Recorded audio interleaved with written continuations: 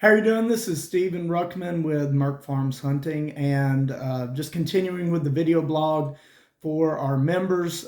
Today I'm going to discuss one of the most commonly asked questions I get, and that is, well, where should we hunt? Where should we hunt at? Especially for new hunters. A lot of people lose fact that, honestly, every year people get older.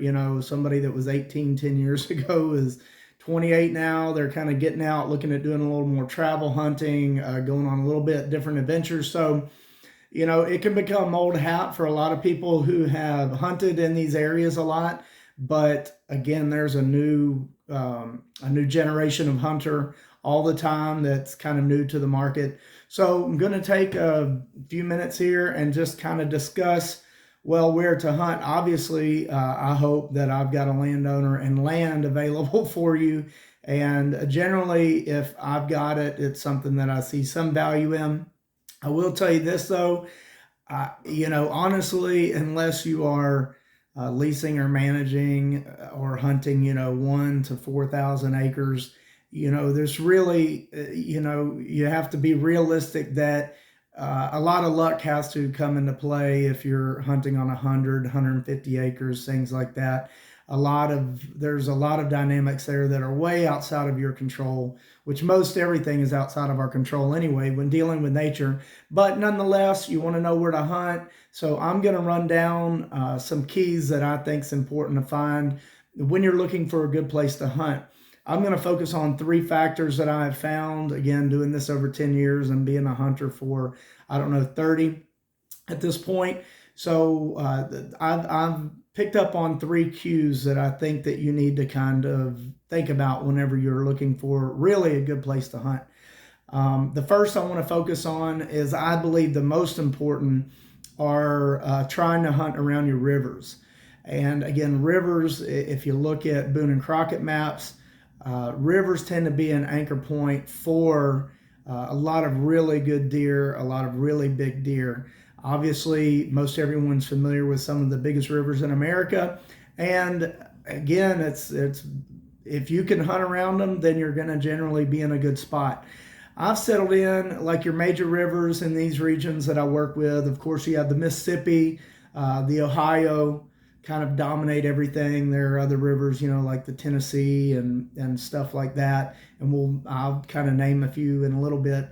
But if you look, I believe if you're within 50 miles on either side of those rivers, you're probably going to be in a really good place. And the hunting is relatively going to be, in my opinion, the same. Even if you look around the upper Ohio River, even all the way towards Pennsylvania, and you come all the way down to where it connects to the Mississippi, really on 50 miles on either side of that river is going to be some areas you hear a lot about hunting, a lot about really good deer. So if you can get within 50 miles on either side, especially the Ohio, I think your hunting is going to be about the same, and I think you have a very good opportunity to be hunting in a really good place. Your big rivers, they tend to provide more diversity. They have valleys, a lot of parks, a lot of set aside, even public land are in these areas. And a lot of people look at public land as kind of sometimes a negative thing. But as far as habitat goes, hiding, protection, yeah, it may get hunted a good bit. But by and large, there is a lot of habitat there. There's a lot of good safe zones there. There's a lot of good anchor point for really great wildlife, even in the public lands. So you get close to those rivers, you're going to have a really, really good opportunity of hunting in a good area, especially along the Ohio, which kind of dominates the hunting in this area. Now, the one downside you do get is sometimes it can range from being easy to find land, a lot of good wild land, and then sometimes very tough because the land does get to be so fertile, especially as you move all the way over to where the Ohio hooks up with the Mississippi. A lot of farmland, not much habitat, great for waterfowling. There's a lot of waterfowl in those areas. But, as you kind of move towards the Mississippi, it generally does get a little tougher to find land because it just becomes so fertile. You've got 2 of the major rivers in America coming together right there. So again, focus on your rivers. I would say 50 miles either side of the Ohio in this region is going to be a very good place to hunt. Let's look at some other rivers that you may not hear as much about. On your smaller rivers, I kind of clue into looking at a lot of land, driving, seeing a lot of things. On your smaller rivers that I'll mention, if you can get within 3 to 5 miles of those, I think you're going to, again, be in a fairly decent place. Again, depending on habitat, you can get a lot of croplands in there. I'll just run down some of the ones I'm most familiar with, and definitely ones in this region if you're going to look at. One of the major ones, that you may have heard about is the Green River. It cuts across through central Kentucky, heading out west. Great river. And if you can get within 3 to 5 miles of that on either side, you probably have got a really good opportunity to be in a really good place. The Tradewater River, not really well known, but again, cuts through some great parts of Kentucky. Really not well known at all, but really in my core region where I basically live and do a lot of my time, you have the Salt River, the Rolling River. Those are, again, great rivers. I've done a lot of hunting in those areas. I've seen some outstanding, fantastic deer. Again, get within 3 miles of those on either side. You're in a really good place. And those are some of the main ones in Kentucky. You've got some more out east, but in general, in Kentucky, the farther west you go, generally speaking, the better the hunting is going to be. Obviously, I believe you can find good deer almost anywhere. The Boone and Crockett maps show that. You got to have a little luck and some other things going your way. But realistically, in Kentucky, if you're on the west side of, I think, the interstate that runs north and south from Lexington to Cincinnati, as you move west, you get more rivers. You get more diversity, you get closer to the Mississippi, you start getting all those confluences, rivers coming together. It's really good opportunity there. So those are some rivers you might want to hit up in Kentucky. Over in Indiana, again, some of the ones I'm very familiar with, pull them up here, but Blue River, Patoka River, Wabash River, White River. I'd say those are probably some of the ones that generally cut through some really great hunting. A lot of places I've been have had a lot of land. Blue River especially cuts through Harrison County. And again, a lot of great deer coming out of those counties. But again, if you look at it, even with those rivers like the Patoka, Blue, I mean, you're still within probably 50 miles of that anchor point, like I said, of the Ohio. So you have a lot of these other rivers that you can really kind of get close to. Like I said, 3 miles maybe on either side is usually going to be pretty good. But obviously, the more rivers connect, I think even the better that you're going to find, just because, again, the habitat, the hills, the woods, the crops. So for me, anytime you can start stacking together rivers, you're going to have a really good opportunity. Another over in Ohio, of course, some of the main ones that I've kind of centered around and have found, you get around the Miami River, the Licking River, which turns into Muskogum, Hocking. If you look at a lot of times the river names, they also have a county corresponding name. And if you look at those counties, oftentimes they're outstanding hunting counties as well, like Licking, Ohio, Licking River, they're around Columbus. You get in that county, it's about as expensive land as you can find. I was just talking to some of my hunters the other day that are renewing some of the tracts I've got in Licking County. And you could just hear it in their voice. I think it was the 5th or 6th year that they are going to renew that tract.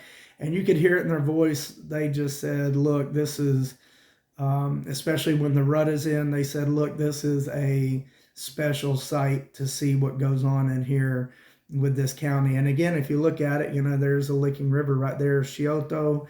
Again, you look at these rivers and you look at the county names, probably going to be some really great hunting.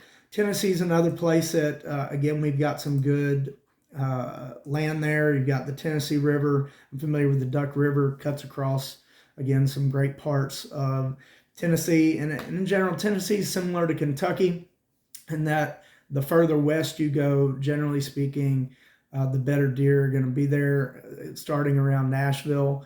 and then moving west, obviously toward the Mississippi plays a big role. And again, you've got a lot more, especially land between the lakes, other great big bodies of water that cuts through Kentucky and Tennessee. If you get hunting around there, you're generally going to have a good chance of being in, quote unquote, a good area. So that's my biggest key on looking for where to hunt. If you're new, get close to those rivers, close to the Ohio River, close to the Mississippi River, any major river. Get within, I would say, 50 miles on either side of it, probably going to be in a good spot. Your smaller rivers, get within maybe 3 miles. Sometimes the agriculture practices can be even a little more intense around some of the smaller rivers. But you get within 3 to 5 miles on a smaller river, you probably have got a good shot. So rivers, rivers, rivers, that's kind of the big clue for me. My number one most important thing to think about whenever deciding where to hunt is, again, getting close to a river. One that's kind of overlooked that I'm really big into, my next biggest clue, is your metro areas. It's a mixed bag. I've seen, again, some of my best properties are right up against an interstate. Some of my best properties are like the next farm over where the development hasn't taken over yet. And again, it's a little bit of a mixed bag. I never even realized, but you do like peace and quiet when you hunt, something that you kind of maybe have overlooked. And oftentimes, I've got a property right now in Kentucky that's absolutely fabulous. It's basically in the city line, and there's a highway that runs right next to it, 200 fabulous acres, and it's in West Kentucky, again, a really hot spot, but it's a little bit sticky getting hunters placed on it just because the highway noise. It's mostly nonstop. So again, when you're hunting, you like all your senses engaged, and you got like to be listening, like to be looking. And so again, you get a property like that, it's fairly tough. But again, look at the metro areas. The metro areas tend to produce a lot of deer and big deer. That's usually where I end up hunting, is a property around the metro. A lot of times a property will go unleased. People think that I have all the best spots, but to be honest with you, I'm so busy making matches and so busy getting hunters on land that I really tend to wait and just pick up whatever is left. And oftentimes it'll be that metro type tract where, people didn't really want to go because it's too close to the city, or maybe there's a main road there.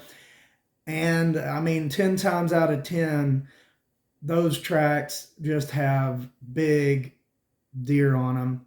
A lot of deer on them. They kind of don't even know where they come from, where they're going. But that's the whole point. The whole point is, one of the biggest factors of age and getting a big age deer is, age and not getting harvested. So a lot of those tracts where people just pass up a few years in a row, oftentimes because it is a metro, maybe a little too loud. If you're willing to kind of get in there, more than likely going to see some absolutely fantastic deer, because they just kind of get to lay around and get old. And so find your metro areas. One of the biggest metro areas I recommend is really this nice little triangle here, Louisville to Cincinnati to Lexington.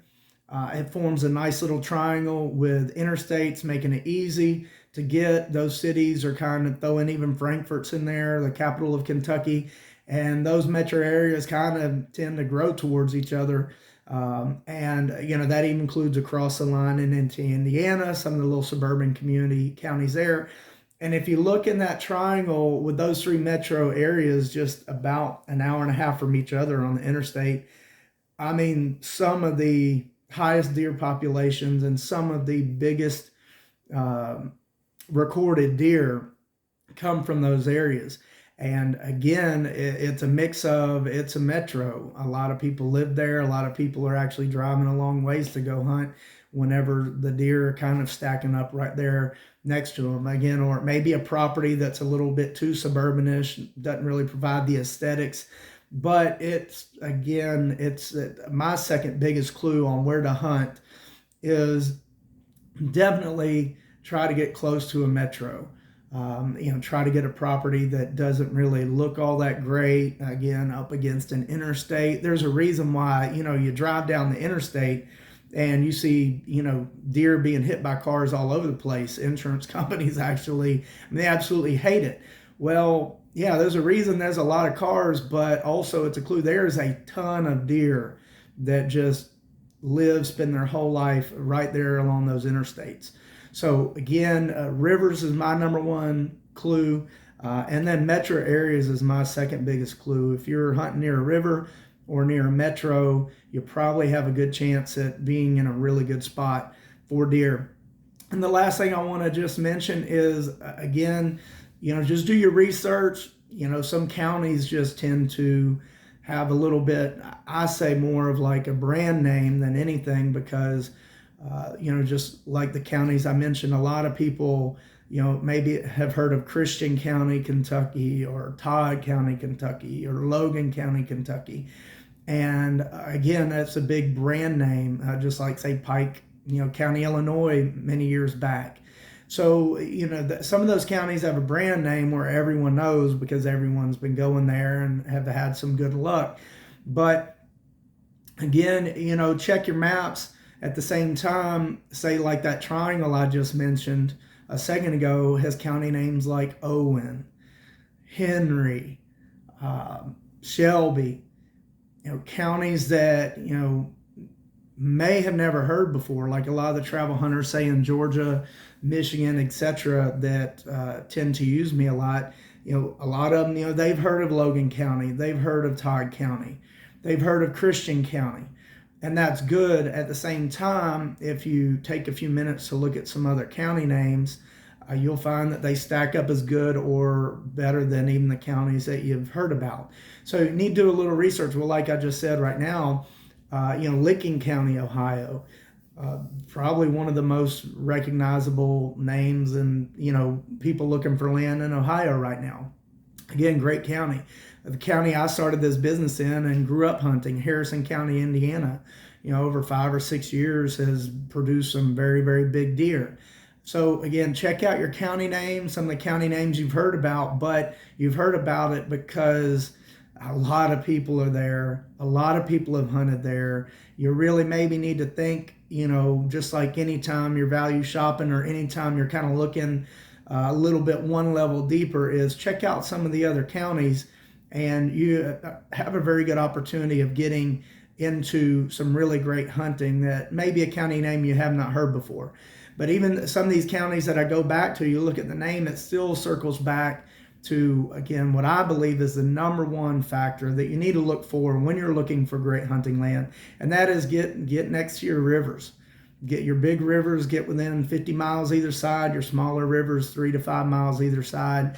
The more rivers you can find that connect, where they enter each other, that probably even better and better and better. It just keeps escalating. Then outside of your rivers, get next to a metro area. A lot of people overlook that. A lot of non-hunters live there. A lot of people drive a long ways to try to hunt when the best hunting is right there next to them.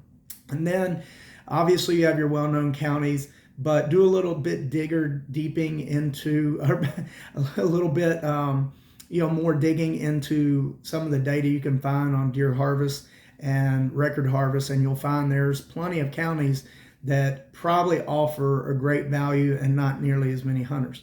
This is Stephen Ruckman, answering one of the most common questions I get. Welcome to all the new generation of hunters that come year after year, and hopefully this will help guide you a little bit. This is Stephen Ruckman, Merk Farms Hunting, Hunting Land Advisors.